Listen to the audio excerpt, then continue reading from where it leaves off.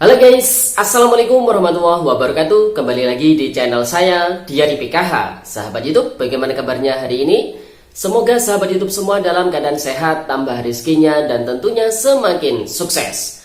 Pada kesempatan kali ini, saya akan menginformasikan kepada sahabat YouTube semua tentang akhirnya turun juga surat dari Kementerian Sosial Republik Indonesia ini, yang tentunya bikin hati para KPM tenang. Dan para KPM jangan kaget ya sahabat YouTube, ini merupakan rezeki buat mereka golongan ini ya sahabat YouTube. Nah, kira-kira isi surat dari Kementerian Sosial Republik Indonesia ini terkait dengan apa? Simak terus videonya, jangan di skip supaya tidak menimbulkan gagal paham dan tentunya salah paham. Bagi yang baru gabung dan baru kenal dengan channel Diari PKH, saya ucapkan selamat datang dan terima kasih banyak. Saya mohon bantuannya kepada sahabat YouTube semua untuk terus mendukung channel Diari PKH dengan cara like, share, komen, dan tentunya silakan di subscribe channelnya, aktifkan notifikasi loncengnya supaya sahabat YouTube semua tidak ketinggalan di video-video terbaru dari channel Diari PKH ini. Dan silahkan di share ke grup-grup media sosial sahabat YouTube semua apabila video kali ini bermanfaat. Oke sahabat YouTube, langsung saja saya akan melanjutkan informasinya tentang akhirnya turun juga surat dari Kementerian Sosial Republik Indonesia ini, yang bikin para KPM tenang hatinya dan para KPM jangan kaget ya sahabat YouTube, karena ini rezeki buat mereka golongan ini ya sahabat YouTube. Oke sahabat YouTube, sebelumnya saya mohon maaf mungkin suara saya agak bindeng ya sahabat YouTube, karena ini lagi flu ya sahabat YouTube. Oke sahabat YouTube, mohon maaf sebelumnya. Langsung saja di sini saya akan membacakan surat yang turun dari Kementerian Sosial Republik Indonesia ini ya. Kementerian Sosial Republik Indonesia, Direktorat Jenderal Penanganan Fakir Miskin untuk wilayah 2 ya sahabat YouTube, Jalan Salemba Raya nomor 28 Jakarta Pusat.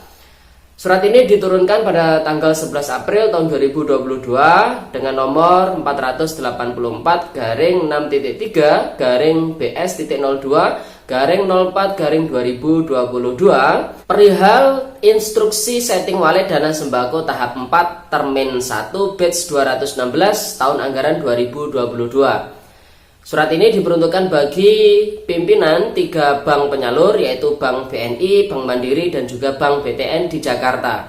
Berkenaan dengan penyaluran dana bantuan sosial program sembako tahun 2022 pada Direktorat Penanganan Fakir Miskin wilayah 2, disampaikan hal-hal sebagai berikut. Yang pertama, dana bantuan sosial program sembako tahap 4 termin pertama batch 216 tahun 2022 telah diproses ke KPPN dengan rincian SP2D sebagai berikut. Untuk Bank BNI totalnya ada 1.152.274 KPM. Kemudian untuk Mandiri ini ada 728.166 KPM. Kemudian untuk Bank BTN ada 262.487 KPM. Jadi total KPM yang harus disetting walletnya ada 2.142.927 KPM ya sahabat YouTube. Ini ada di wilayah 2, tentu untuk wilayah 1, kemudian wilayah 3 juga ada surat hal yang serupa ya sahabat YouTube, namun dengan total KPM ini berbeda ya jumlahnya.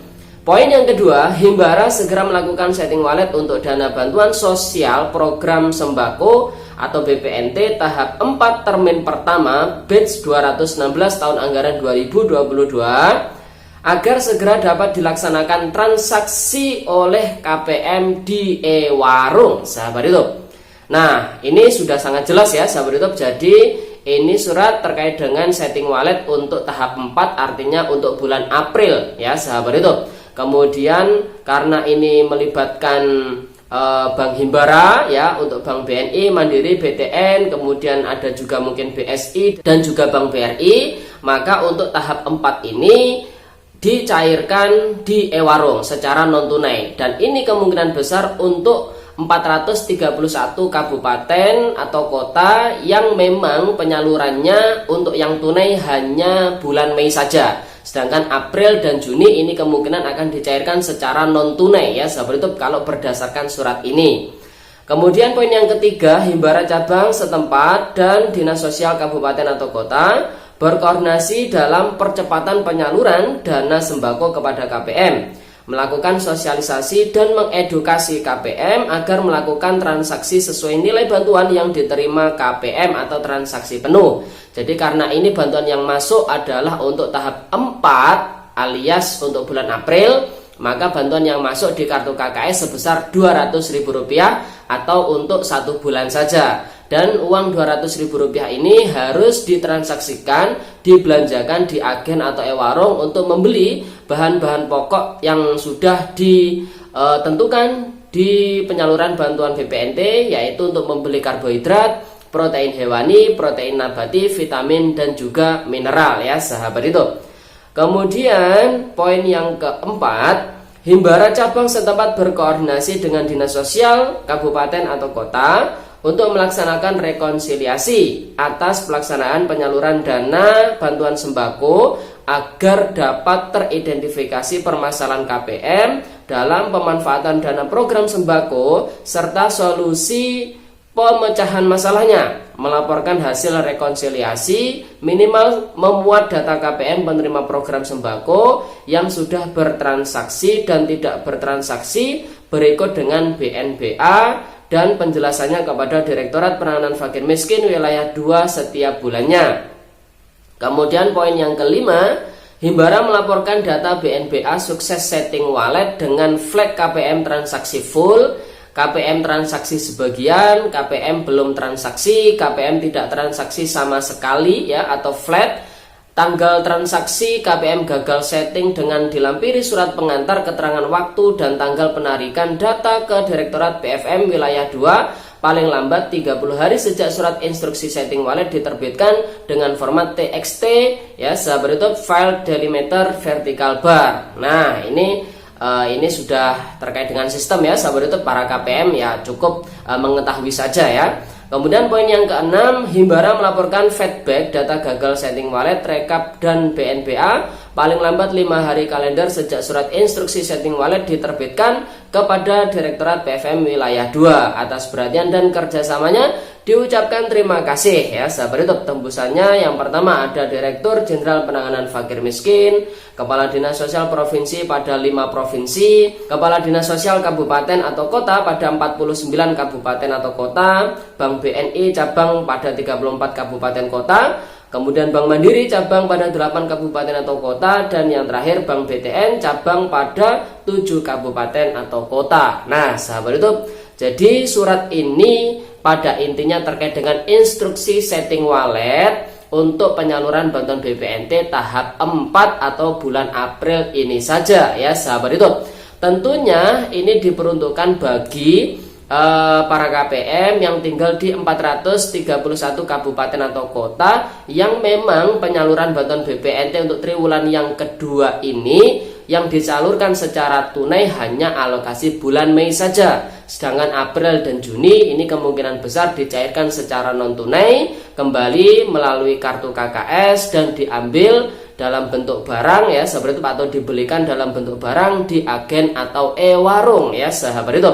Dan tentunya ini merupakan kabar bahagia ya sahabat itu, membuat para KPM tenang hatinya, khususnya yang mendapatkan bantuan BPNT tunai dan juga bonus BLT minyak gorengnya Rp500.000 yang bertanya-tanya untuk periode April dan Juninya kemana ya sahabat YouTube. Ini sudah jelas untuk bulan Aprilnya dicairkan dalam bentuk non tunai. Kemudian tentu ini merupakan rezeki buat mereka golongan ini. Golongan siapa yang dimaksud adalah golongan para agen dan juga e-warung ya sahabat YouTube, di mana di awal tahun 2022 ini mereka tidak menyalurkan bantuan BPNT, artinya dari segi pendapatan, dari segi perputaran usaha mereka ini sepi ya sahabat YouTube, karena memang bantuan BPNT tidak disalurkan ke agen atau e-warung.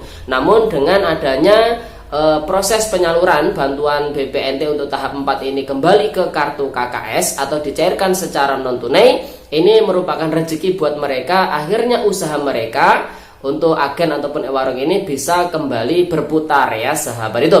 Nah namun ya kembali lagi, ini adalah rezeki, mari kita syukuri bersama-sama. Tentu buat agen, buat warung tetap bersyukur. Kemudian untuk KPM yang merasa lebih baik dicairkan secara tunai melalui PT Pos dan sekarang dicairkan secara non tunai untuk tahap 4-nya, ya diikuti saja karena ini adalah aturan dari pemerintah tentunya ya sahabat YouTube. Yang penting saling menjaga ya sahabat YouTube. Apabila ada penyalahgunaan segera laporkan, karena apabila penyalahgunaan tersebut tetap dibiarkan maka akan membudidaya sehingga di penyaluran berikutnya proses penyalahgunaan bantuan sosial tersebut akan terus terjadi ya sahabat YouTube.